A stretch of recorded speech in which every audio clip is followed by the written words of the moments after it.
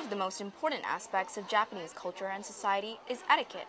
Japan is very orderly, and with that type of structure, there are several things one must do to function on a daily basis. So, here are some of those rules you should pay close attention to. First, taking a bath. It is important that you use the separate shower to clean yourself with soap. Once you complete the cleaning process, then you sit in a pre-filled tub of hot water to soak. After soaking for 15 minutes, then you get out and dry. Remember, don't let the water out.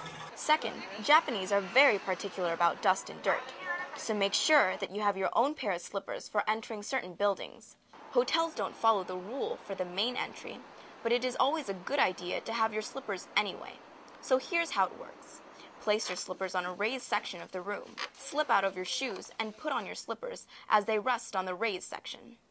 Then place your shoes into one of the available shoe slots. Itadakimasu. Now that you know how to use your slippers for building use, what about eating? This one is simple, but it takes some time to get used to saying.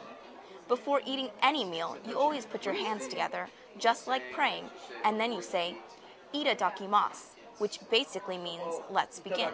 When you are done eating, you should always say, "Gochiso-sama," which means, "thank you for sharing the meal," or "it was a real feast." And chopsticks are cool to eat with, although difficult for some people. But one quick note, never point them at another person and don't lay them on the table. You should lay them on the top of a bowl or on a pre-made chopstick holder. Bowing is important, and in Japanese it is called ojigi. To bow is like saying hello and goodbye, and is used extensively to communicate.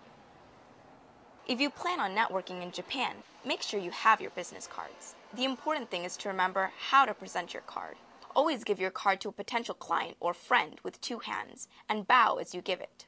When you receive a card from a Japanese person, make sure you retrieve it with two hands and read it in front of them. It's common courtesy. Finally, if you are invited to someone's home, before you enter, please say, "Gonen kudosai," or "May I please enter your home?" So there are a few Japanese etiquette tips for you when you make your adventure trip to Japan. For the Japan Fulbright Experience in Hightower High School, I'm Laura Pena.